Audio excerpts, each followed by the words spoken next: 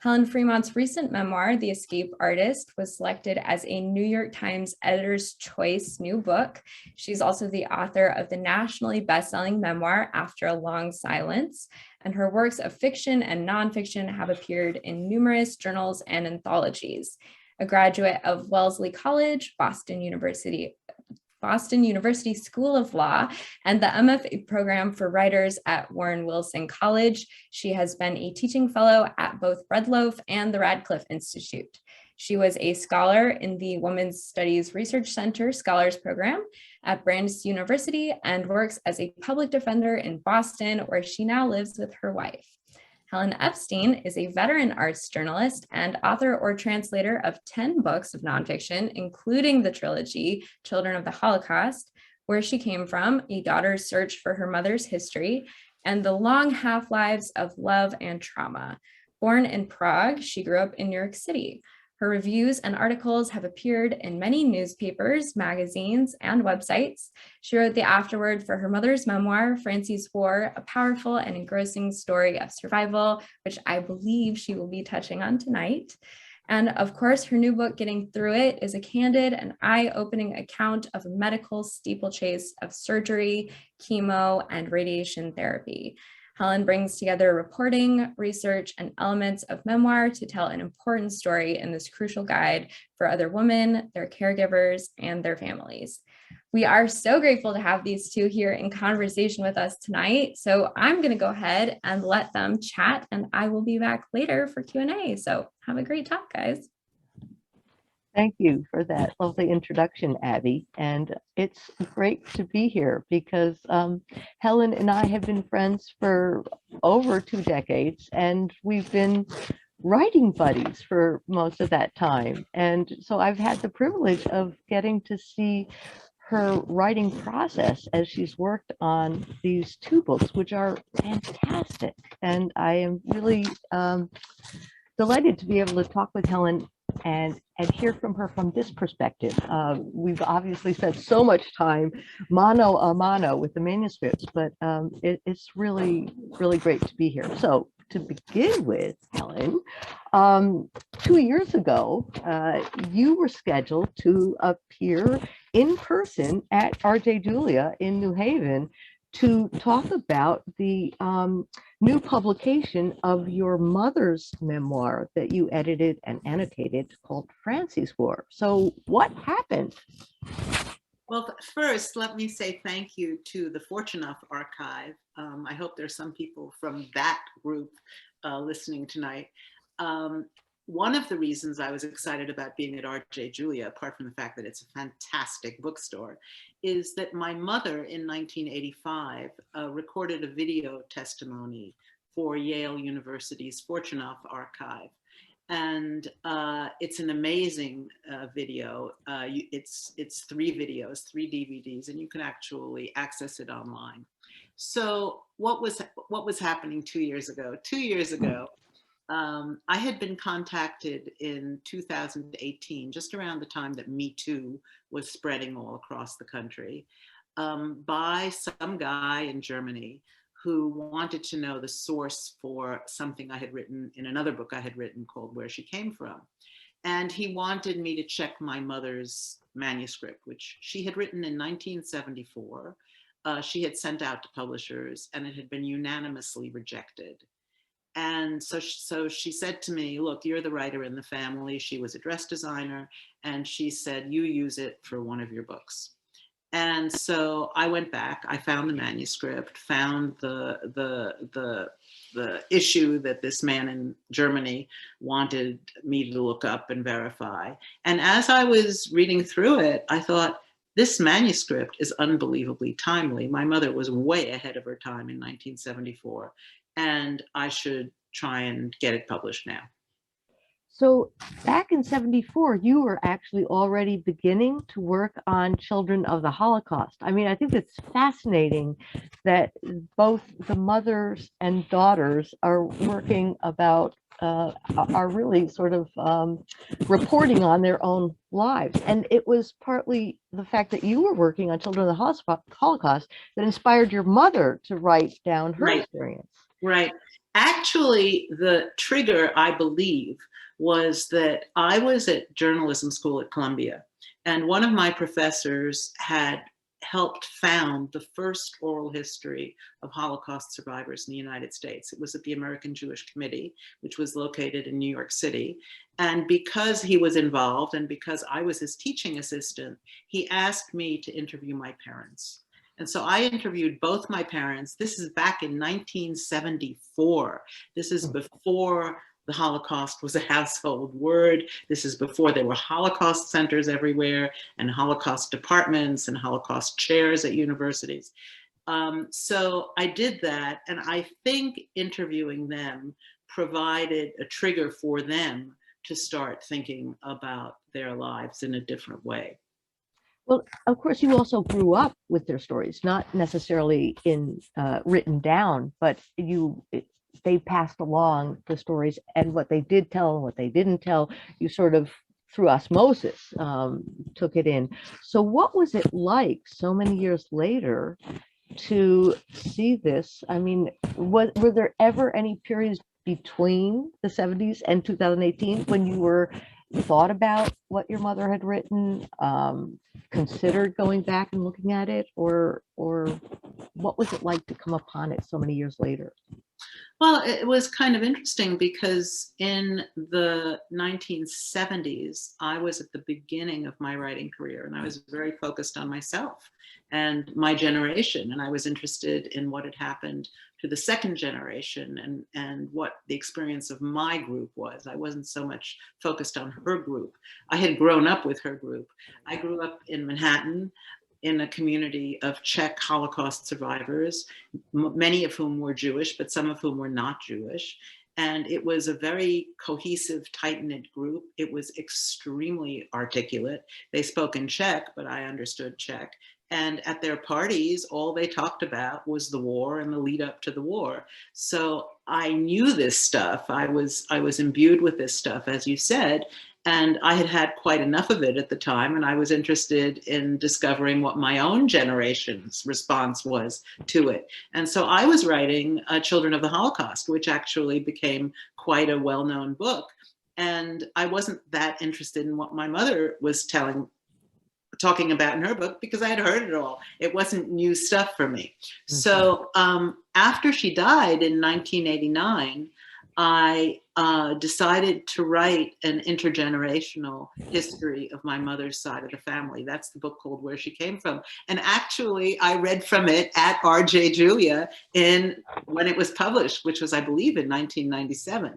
At any rate, after that, I just put the manuscript away, and I didn't look at it until this guy from Berlin emailed me. So how did you decide that you were going to put, or what did you do in order to make it presentable for publication at this point? Well, first, I didn't think of it as a commercial publication. I mean, I know enough about the publishing industry to know that it's very, very hard to publish any memoir, let alone a Holocaust memoir at this point, because so many people self-publish and so many Holocaust memoirs have been written that it's a saturated market. However, I was absolutely sure that it would interest scholars. Why was I interested? Why did I think it would interest scholars? Because it had all this stuff about sex and about same-sex sex and about same-sex love and about abortion and about pregnancy and about marriage. And all of this was written in my mother's very sardonic narrative voice. So I was sure, and it had details that weren't available in other memoirs.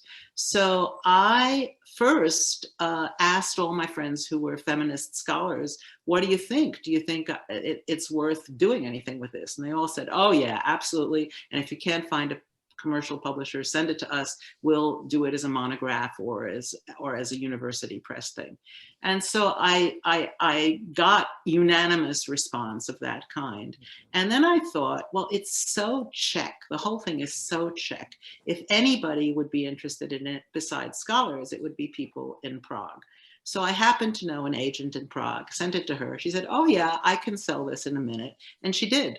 The first publishers that bought it were a Slovak publisher first, and then a Czech publisher second. So when that happened, I thought, well, before I go to a university press, maybe I should try a commercial press. And so I sent it to an agent. The agent fell in love with it. Penguin bought it, and now it's appeared in 10 mainstream publications. The last one is a German press, which is extremely moving to me because it's a press that's located in Hamburg, where my mother worked as a slave laborer in the winter of 44, 45, which she describes on the Fortunat archive DVD.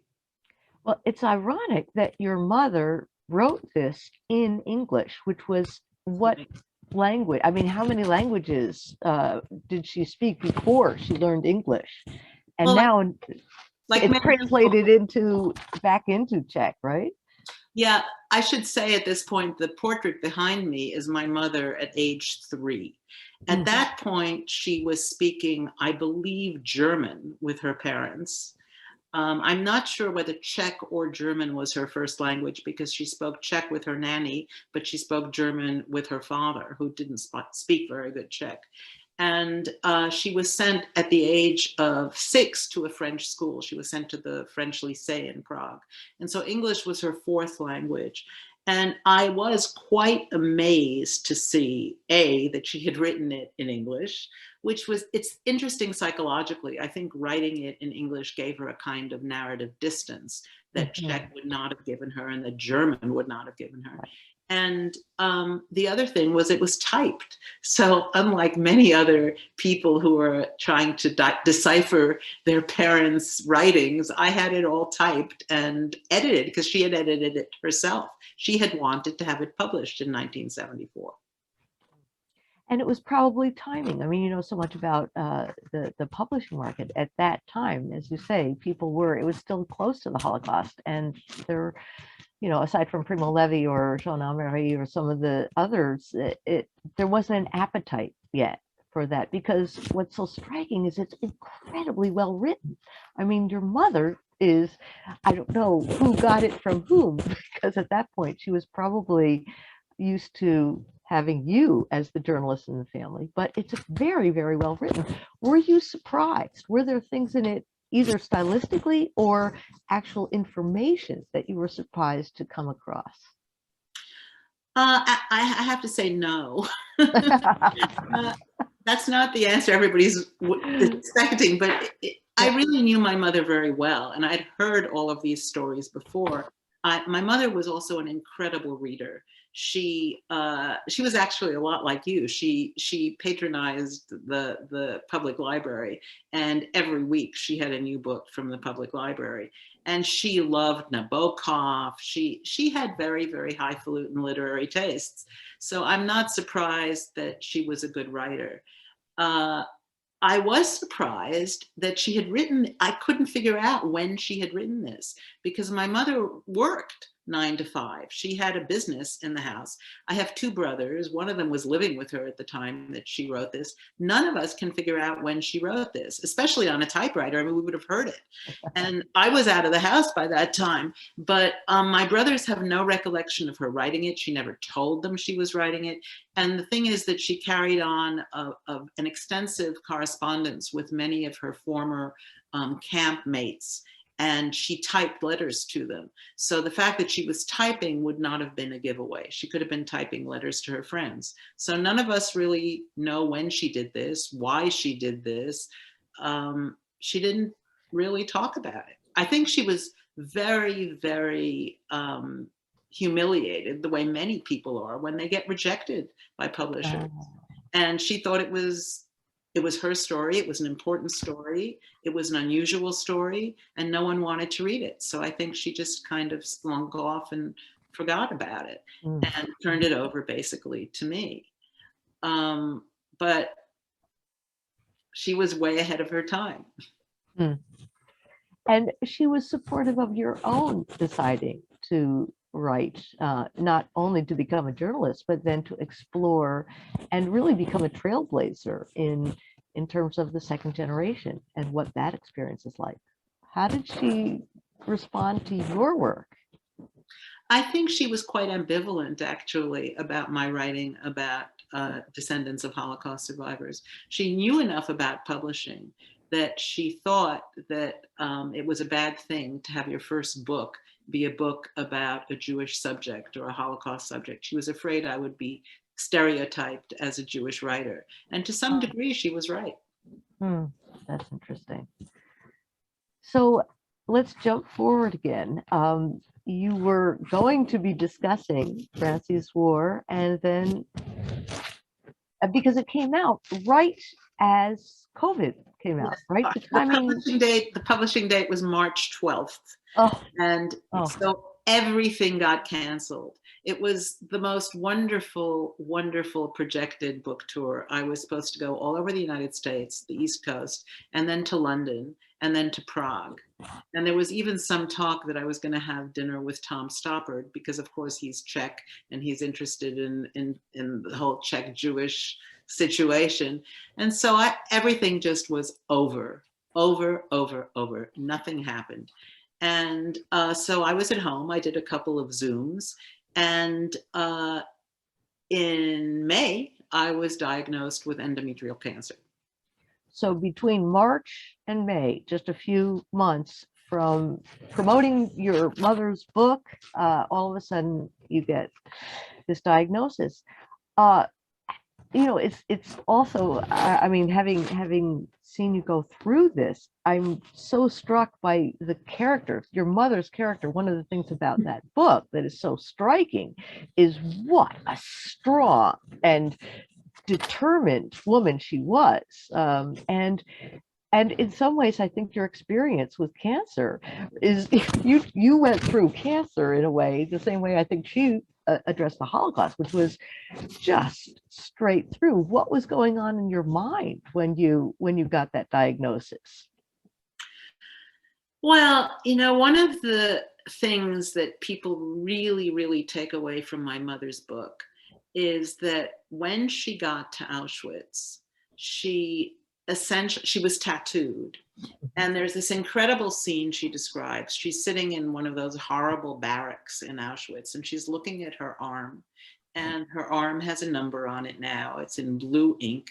And all of a sudden, she describes having the one arm becoming two arms, and then two bodies, and that one of them is called the number, and one of them is herself, and one of them is watching the other. Now, this is a kind of interesting description of what psychologists call dissociation.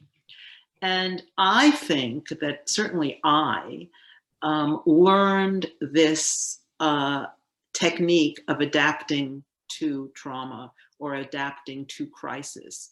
I'm a fabulous person to be around in an emergency because I don't feel it. I feel it 2 weeks later. And so, for example, when my roommate, who was then Margot Jefferson after journalism school, and I got mugged in our apartment, I wound up instructing the muggers where the money was and what to take and what to do. And I didn't feel anything until 2 weeks later. And the same thing happened to me with cancer. I got the diagnosis. I said, really? And my doctor said, yes, really. And I just didn't feel a thing. I just went into action mode. And I said, okay, I've got to tell my husband, I've got to get a referral. And all of this has got to happen very quickly because I want this out of my body. I don't want to hang around and let it grow. So that was very useful. I think it's called adaptive dissociation. And as I went through treatment, I came to think of it as something different. I came to think of it as selective attention. Aha. Now, when did you decide, or did you think this could be actually a book? Or were you thinking as you went through just keeping notes for your own sake to follow the course of what you needed to do? Or were you in the back of your mind, were you thinking this is something that's important that I should probably keep a record of for future? I don't think so. I think I just had no room to think anything except especially those first few weeks of just getting through it and getting, you know, my ducks lined up in order to get the treatment that I needed to have. But the thing is that, like many people, I have a family that's all over the world. I have kids that are far away. I have brothers and sisters-in-law that are far away. I have a lot of friends that are far away, and we all communicate by email. So very soon it became clear that in order to keep everybody up to speed on what was going on, we would have to have a listserv update. And so my husband put together a listserv, and initially he did the updates. He wrote the updates, what was going on. And afterwards I took over. And after, I guess towards the end, when I was beginning to feel that I could think about myself and not be totally focused on this process of treatment, I thought, oh, this is really the structure of a book. The book I had in mind, actually, I like many writers, I steal ideas from everybody.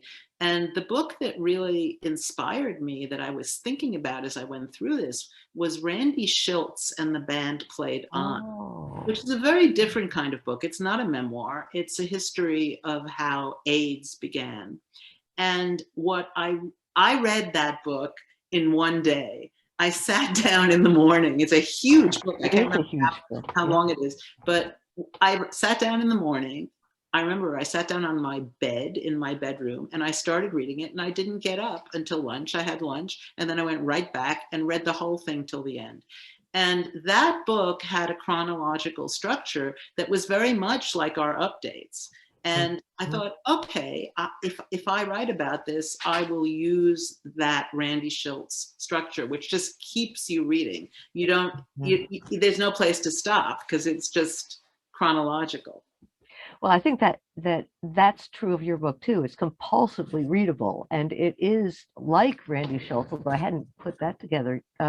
It does. You are able to create characters of your caregivers, and it's really an interesting read because you had a unique, at least from my perspective, your surgeons were women. They were multicultural. They're from all over the world. I mean, and your ability to capture them is only really a fine writer and a real artist who is that observant that you're able to bring them to life on the page. So and also, there's so many aspects to it. I'll stop there and just say, tell me a little bit about your caregivers and how they became characters, really live characters in your book. Well, I guess my caregivers are characters. I don't know. I suppose part of it is living in Boston, which is an incredibly international and always has been a feminist center. So the first character was my surgeon. I met my surgeon. I was just, at the time, of course, you could only go into a hospital by yourself. No significant others were allowed. And I was actually quite relieved that my husband wasn't with me because he would have flipped out if he had seen my surgeon. My surgeon looks like a skinny teenager. She has a mop of hair. She has tattoos. She operates in cowboy boots, in Texas cowboy boots, pointy cowboy boots, and she wears them all year. She wears them in the summer. I mean, I was operated on in June. She was wearing cowboy boots, and I've seen her every 3 months since, and she's always wearing cowboy boots. So to start with, I had this, and on top of everything, the first thing she asked me, I mean, I walked into my first appointment, and I was thinking she'd say something like, "How do you feel?" or "How are you?" or "What are you expecting?" She asked me what I knew about Yazidi women. So it turned out that she was an activist surgeon. And her idea of vacation was to fly off to some hot spot in the world or to the border, to the Mexican border, and do GYN consults for free. And so she was the first character that I met. Her assistant, Katie, whom I came to think of as a kind of Don Quixote, Sancho Panza duo, was exactly the opposite. She was a Bostonian with a really, really noticeable Boston accent. She would never wear cowboy boots anywhere. And she was just very plain spoken, very, very practical nurse. So those were my first two. But then I had a wonderful Indian nurse, Nisha. My GYN is Nigerian American. So everything was fascinating to me. Yeah. I'm not a person who watches medical TV shows. So just entering this medical world was fascinating for me. And I said I used selective attention as a defense. Well, you know, part of it is when you're trained as a journalist, you're always observing. But I think part of going through cancer treatment is you just cannot take all of it in. It's overwhelming. So what I did was really focus my attention on people and on processes. And I used my journalistic skills to observe them, and I did, and it was very diverting. It was entertaining, even in the middle of the worst situations. I remember being right about to be operated on and thinking to myself, boy, this looks like a spaceship. You know, there are all these lights and there are all these stainless steel, and there were like 8 people looking down on me. And the anesthesiologist, who was a man, he was one of the few men, started telling me jokes. And I thought, this is really weird, you know, to be going off to this horrible operation and being told jokes right on your way out. And I never heard the punchline, of course. I just heard the beginning of the joke. Well, there's also other characters in the book, and namely your husband, who is also the son of Holocaust survivors, and he's French, and he, you know, has, obviously you have a long marriage, but as far as his personality, it's quite different, similar in some ways, in terms of you both were teammates in getting this Right. done. But Right. talk about that, what effect it had on your relationship, and how you complemented each other and got through it together. Yeah, I'm married. Our marriage is a marriage of real opposites, even though we have a similar background in the sense that both our families came from the old Austro-Hungarian Empire. So we kind of like the same food. We like Central Europe. We like strudel. We like apple strudel. We like very, very rich Viennese pastries. But apart from that, we're really quite different. He was trained as an engineer. He's a numbers guy. He's very rational. He plans everything. He worked as a management consultant, where you make scenarios all the time of anything that's going to happen. I mean, you and I never make scenarios. We're writers. We work by trial and error. We're into process. We don't do this stuff. And so it turned out, I mean, I never had thought about this before, but it turned out it was a pretty good combination for dealing with cancer, because I basically delegated everything that had to do with numbers to him. I did not look at the statistics. I did not look at the medications. I did not look at survival rates. I did not look at anything that had to do with numbers or organizations. I just left it all to him. So I basically walked through it and focused literally on getting through it, and he took care of everything else. So you also had to take care of him a bit, because yes. that is another part of the responsibility of the patient. As he was taking care of you, you also had the role of taking care of him. Right. Another big difference between us is I have this dissociative quality where I just don't get anxious about things. I will get anxious about them after they've happened. He gets anxious about things as they happen. He's much more normal in that way.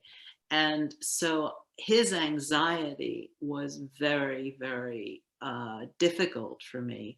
And it really felt like a burden sometimes. I understood it, because on top of having cancer, once I started having chemo, I had 2 strokes. And unfortunately, I had the strokes at breakfast sitting across the table from him. I remember almost nothing about this, but he, of course, remembers everything. And so ever since those strokes, he's been anxious that I'll have more. And his anxiety about it is a constant presence in our lives. And that was very, very difficult to understand, to cope with and not to get angry about, because I would get angry. I would say, you know, I have so much to deal with. I'm in chemo. I can barely walk. I can't eat anything. I'm nauseous. I mean, all this stuff is going on. I don't want to deal with your anxiety. But of course, he needed me to. Mm. It's, you also had to deal with, I mean, we're supported by, but also tried by friends. You know, I think you have some really interesting observations of what you learned over the course. And many people have gone through a traumatic, either cancer or something like that. And it's a wake-up call about friendship. And what sort of things did you learn as a result of that? Right. Well, you and I have talked about this a lot, that people react to cancer in many, many different ways. You know, no patient is just like another patient. And friends of the patient react in many different ways. And I hadn't ever thought about this stuff. I'm a pretty good friend. I tend to be very loyal and very supportive. And I just didn't think that people in an emergency would disappear, but some people do disappear. They can't handle it. So I had to deal with that. And then I realized that a lot of people don't know what to do. I mean, you and I have talked about this a lot, that that people respond. There is no perfect response to cancer because every patient is different and every patient needs different things. And the one thing you can do as a friend to a cancer patient is pay attention. What do they say they need? And then what they say they need, you need to do, and not try and convince them that what they say they need is wrong, or that you know better, because you don't. So all of the interpersonal stuff around cancer was fascinating to me, both the interpersonal relationships with the caretakers in the hospital, and then the interpersonal relations with family, and then the interpersonal relations with your husband, with your spouse, with your significant other. So all of that was fascinating to any writer, and very rich material. But even if you weren't thinking about writing about it, it was just so fascinating. It was really absorbing. And the other thing, which I was very lucky, I was lucky in many ways, but I was lucky in the timing of my cancer, because of COVID, and because it was summer when I was having treatment, people were delighted to come visit me, because I live in the suburbs. I have a lawn. I have shade trees. And so for me, first of all, I had never spent time sitting on my lawn, ever.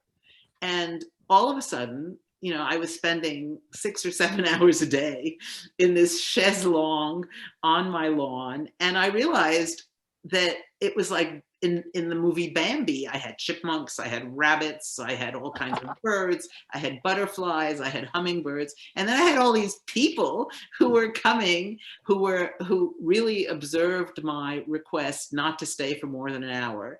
And they'd come and they'd bring me wonderful stuff, like you, for example. You and your bonbon chocolat. Well, it occurs to me that, you know, again, getting back to your mother, that a lot of people go through these sort of experiences, not to equate the Holocaust with cancer, but I mean, they both are life-threatening in any event. And many people's response is, I got through it, I am not going to think about it, I do not want to talk about it, it's gone, it's over. And it occurs to me that your mother's, in her memoir, she's genuinely curious and interested, and takes note of those things that are around her, in the same way that how many people would go, hey, this is really cool. I have cancer and I'm looking at, let me, you know, find out more about my nurse, or let me, you know, I think that there's something remarkable about you and your mother, that whatever hell is going on in your life, there is still something really interesting that you don't lose touch with. You don't just completely give up and say, why me, why me, why me? You're actually looking outward and thinking, and having a perspective on it, and taking home lessons from it. And then even more of a gift being able to share that in such an engaging and interesting and stimulating way. So I think that's an interesting. One thing I wanted to, before just rambling on, you also mentioned the women, the community of women that you turn to for support, Right. and I wonder if you can talk a little bit about that. Oh, yeah. Well, I went to this wonderful public high school for intellectually gifted girls called Hunter College High School in New York City. And I was there for a long time. I was there for 6 years, from the age of 11 to the age of 17. And my class has a listserv, of course, and there are about 150 women on it. And what I realized very soon, I can't remember exactly when, was that this was an enormous resource for me. First of all, many of these women became involved in the medical profession in one way or another. Either they were doctors or nurses or psychotherapists or researchers. And then, of course, because cancer being what it is, and our being the age that we are, about 30% of them probably had either had cancer or had it right now. And in fact, one of my classmates had endometrial cancer, just like me, and was diagnosed a few weeks or months after I was. So that was an amazing resource. And those old classmates were unbelievably helpful. And they also kept my spirits up. I think it's very hard when you're diagnosed with cancer to say, why me? Because everybody knows somebody who has cancer. It's not something that you die from only anymore. It's something that a lot of millions of people live with. And there are many, many, many people around who had cancer 20 years ago or 10 years ago who are in a position to tell you what to expect. So I can't imagine somebody saying, why me in 2022, because there are so many people who've already had it. And the other thing you have to remember is that when I was diagnosed with cancer, it was during COVID. And COVID was much scarier and much more unknown than cancer was. I mean, cancer had been around forever, and literally millennia. And people were so freaked out about COVID at the time that seemed much scarier than cancer. And of course, the political situation at the time was insane also. I mean, we were still, Trump was still president. Black Lives Matter was all over the place. You know, I wound up participating in a demonstration in my town. I think it was just after surgery and just before chemo. I can't remember exactly when it was, but all of these things kind of dwarfed what was happening to me. I mean, I was in a fantastic hospital. I trusted my partner implicitly, and I trusted my medical staff implicitly. I wanted to say, you know, there's something that I really understood. Also, it was this learning experience. I mean, it's an incredible experience to go through. I mean, it's a horrible experience to go through, but you learn a lot. And one of the things that I really understood was how important representation is. It was so important for me as a woman to have women doctors.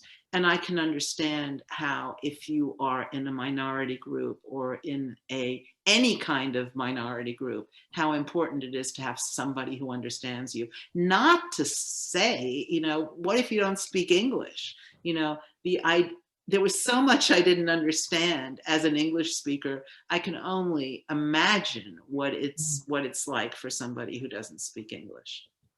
Yeah. So you really learn a tremendous amount. And I haven't talked about how awful it is. I mean, chemotherapy is pretty awful. There's no way around it. But there are strategies that I adopted, you know, such as not paying attention to the infusions, getting a portacath instead of having infusions through my arms so that I didn't see this stuff coming into me. And, you know, doing fun things. Electronics allow you to really kind of zone out of any place you're in. And I wound up listening to Hamilton 5 times, the movie, while I was having my infusions. That was very useful. Mm.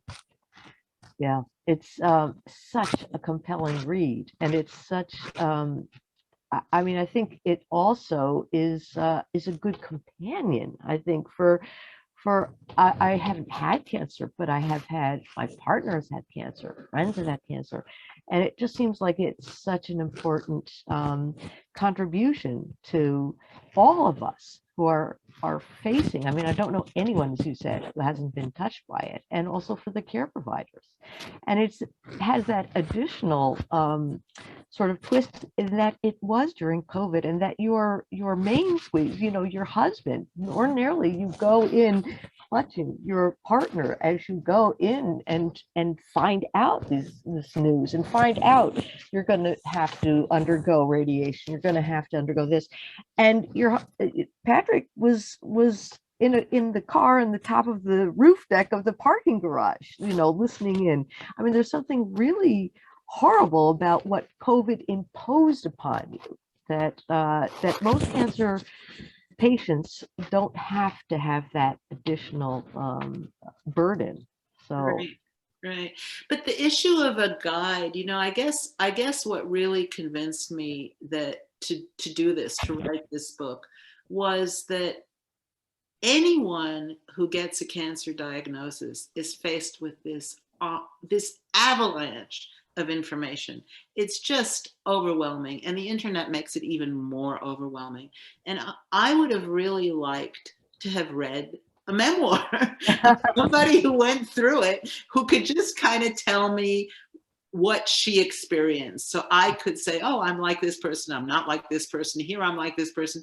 And that book didn't exist. And I actually had the same experience with this book that my mother had with her book in 1974.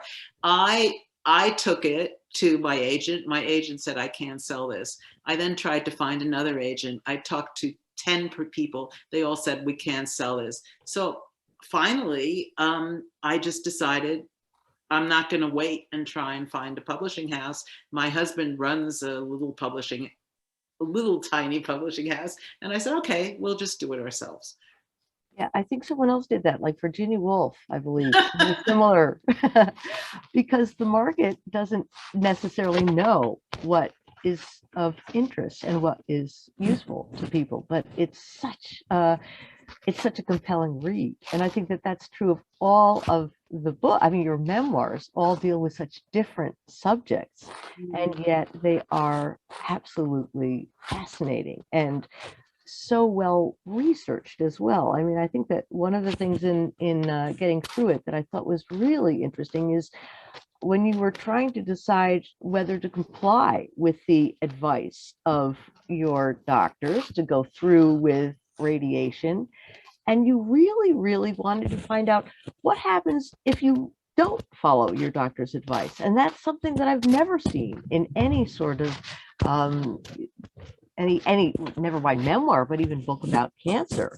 And that, I think, is really fascinating. It shows, you know, how your mind is working, how you're approaching problems. And I think your mother would have approved how you did cancer. I mean, in some ways that I think she'd go, yes, good decision, Helen. I think that, you know, find out what's at stake. What if you were not to do that? And then you reach a decision, as opposed to just going along meekly and saying, okay, whatever they say, I'll do. And I don't know whether that was ever something that you thought. Obviously, your parents died rather suddenly. They did not have prolonged or protracted illnesses. But I wonder if you've ever thought about what your mother would have thought of what your experience is.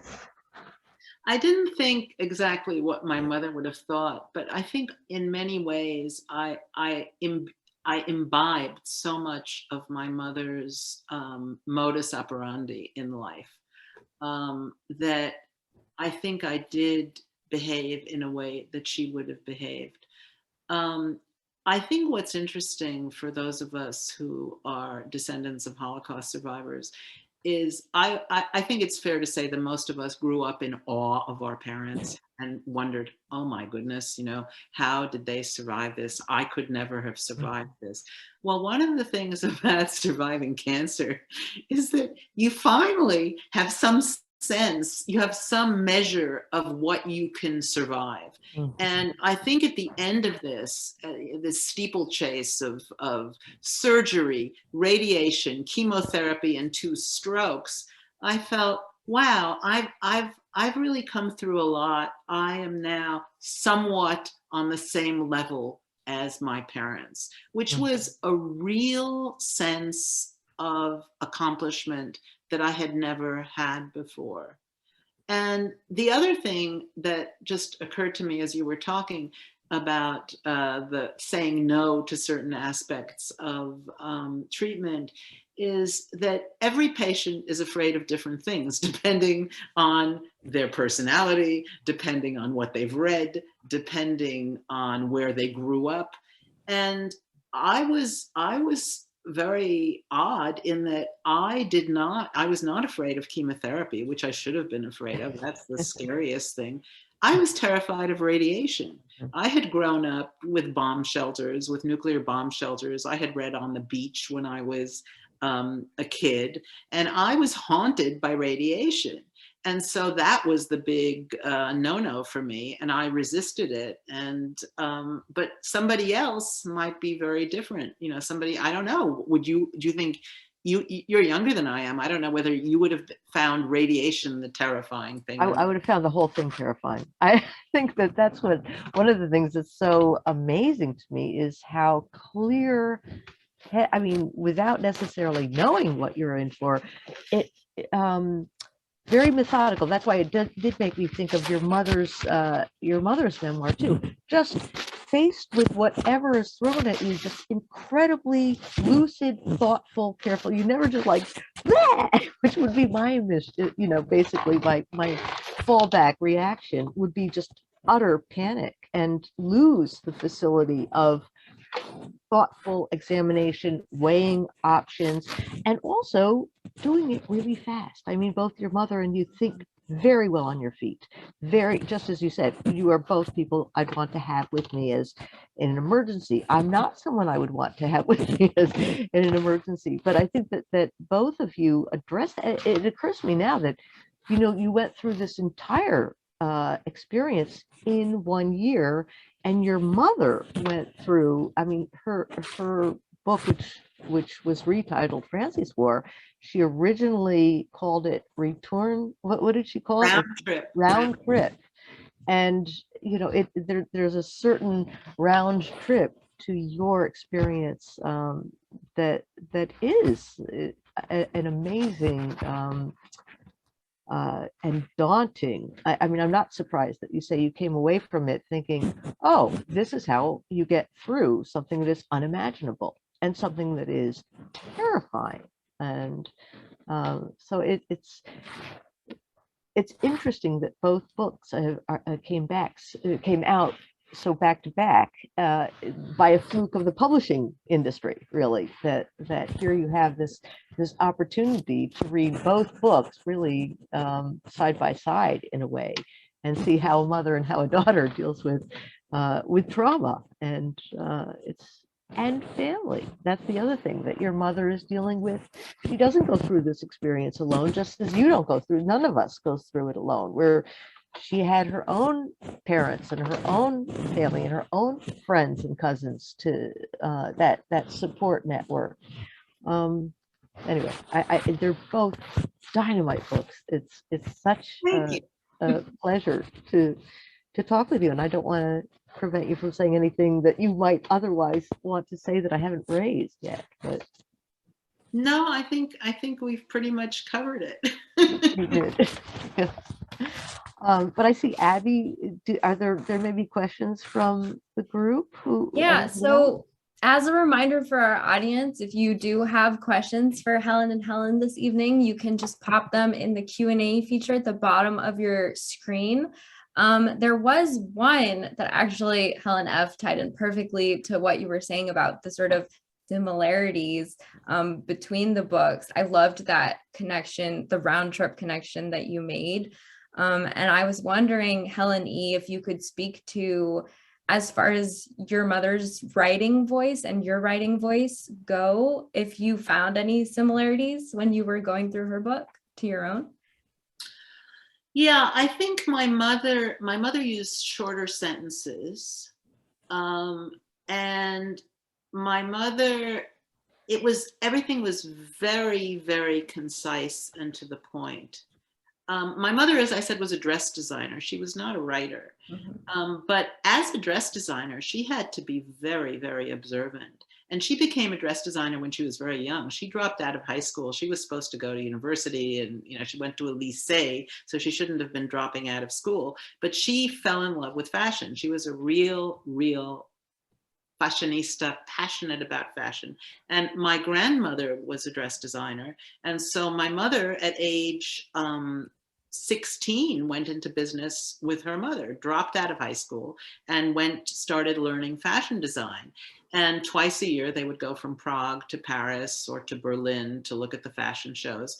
And so from a very early age, I mean, imagine as a teenager that you go to business, you get into a business as an apprentice, and you have to observe and you have to learn, and everything is very detailed. I mean, when you're in dress design, every single inch of fabric has to fall a certain way. You have to be very observant about the psychology of your clients. You have to be observant about the psychology of your employees. You have to have managerial skills. So she was an extremely mature person when she went into the camps. And she had a lot of skills. She wasn't very politically sophisticated. She didn't read the newspapers, which she did after the war. She didn't follow international relations. She was incredibly naive about the Nazis. She was in Berlin in 1936 with her mother for seeing a fashion show. And she wanted to go to the movies. And she was staying with a Jewish family, and the Jewish daughter, her age, told her, "We can't go to the movies. We're Jews. We're not allowed." And my mother said, "I'm Czech. I have a Czech passport. I'm going to the movies." I mean, not only was it rude and callous and arrogant, it was incredibly naive. And my mother was psychologically astute enough to know that when she wrote her memoir. And there's another point, which actually Helen and I haven't touched on, but which is important to both of us. Both Helen and I have had a lot of psychotherapy, and my mother was one of the few Holocaust survivors who chose to go into psychoanalysis in the 1950s. And I think that I was in many ways the beneficiary of that, because she could work out a lot of her issues in psychotherapy in the 1950s, which many other survivors did not work out, and their kids wound up having it worked out on them. Yeah. So if you could have like any person, alive or dead, one reader read this book, who would it be? Oh, of course, my mother. That's what I thought. I know, so you touched on the fact that this was published by a small press. Did you overall enjoy that experience? How did it differ from like the bigger press process? I did. I loved the control. I loved being able to control what the print would look like, what the cover would look like, how I would promote it. What I didn't like was that you have really no distribution to speak of, that it's impossible to get into bookstores, that you don't have the clout with reviewers that major publishers have, that you have to do it all yourself. So that was a big disappointment. On the other hand, with these two books, it's really funny because Franci's War was published by Penguin, which is, of course, the biggest publisher in the world. And I had a lot less involvement with the book than I had with I'm forgetting the title of my book, Getting Through It. You have too many books. Yeah, you've written too many, Helen. Yeah. So it's really two very different things.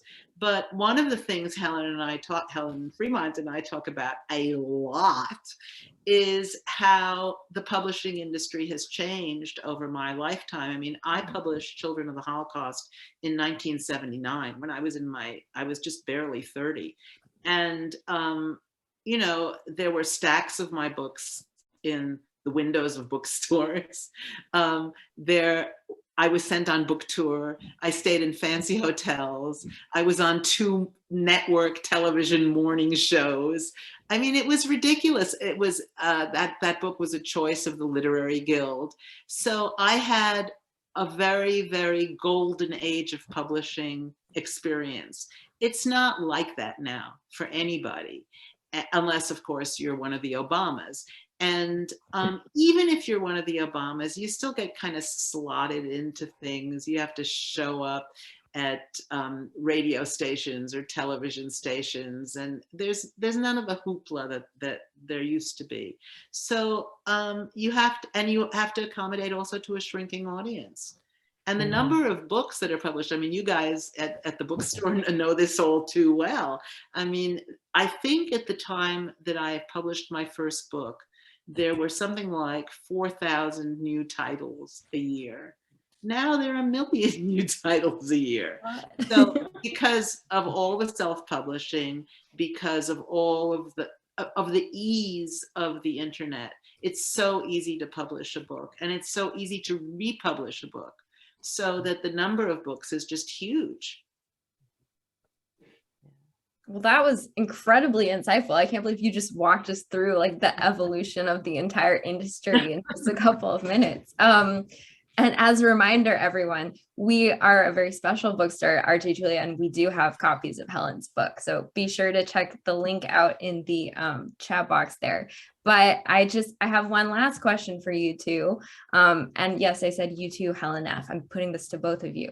So I'm curious, if you could pair your book with another book, what book would you pair your book with?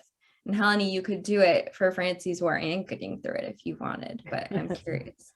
Helen Fremont, why don't you answer first so I can think about this? Pair my book with someone. This is, well, I guess I'd want to pair it with, you know, someone who would actually be able to pull my book up with it and elevate it from what it is, you know. So I can't. It's a difficult question. I mean, I suppose on the other hand, you could pair it with a cookbook, you know, like Patricia Wells, and I love that. cook the meal that goes with this particular family dysfunction, you know. Oh my God, that's a genius marketing idea, huh? Yes, I'll work on that. Yeah.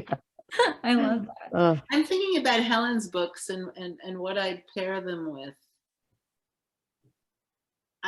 That's a question you should ask us to write to you and tell you. Yeah, we'll write to you about that. I'll accept answers and emails. I do apologize for putting you on the spot. Maybe oh no, I do. On the spot. It's a really, really good question, and we really have to think about an answer. I actually think that 2 things came to my mind, maybe not what you had in mind. In my mother's case, I think it's really important to contrast her book with a book by a male survivor. Yeah. And I would choose Primo Levi. Primo Levi was her favorite survivor writer. She respected him a great deal. She identified with him a great deal. But, you know, he writes about men. All the men write about men. They never write about women, the survivors. Part of the reason is they weren't with women. You know, the camps were segregated by sex. But part of it is they weren't interested in women.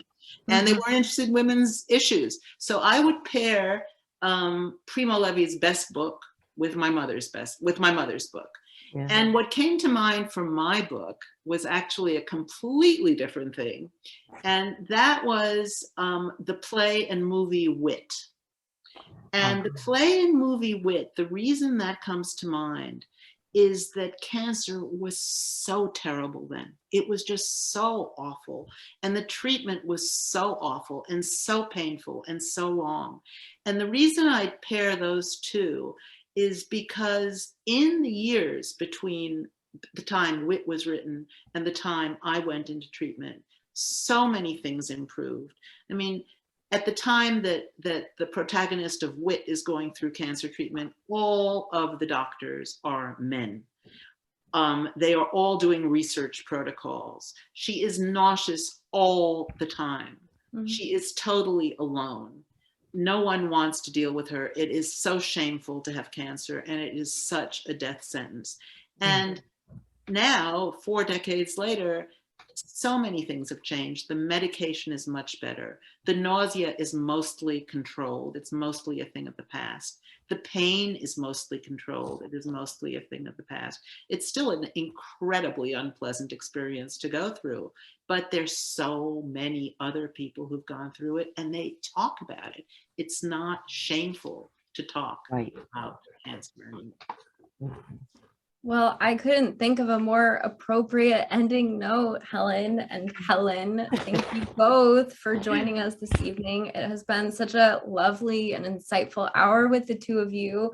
To our audience, be sure, of course, to purchase your copy of Getting Through It and add The Escape Artist and Franci's War to your cart while you're at it. There are links there for you in the chat box. And of course, you're also welcome to visit us in store. We are open for business. But thank you both, Helen and Helen. Do you have any last words for us this evening? Buy Helen's books. That's what you should buy Helen Fremont's books.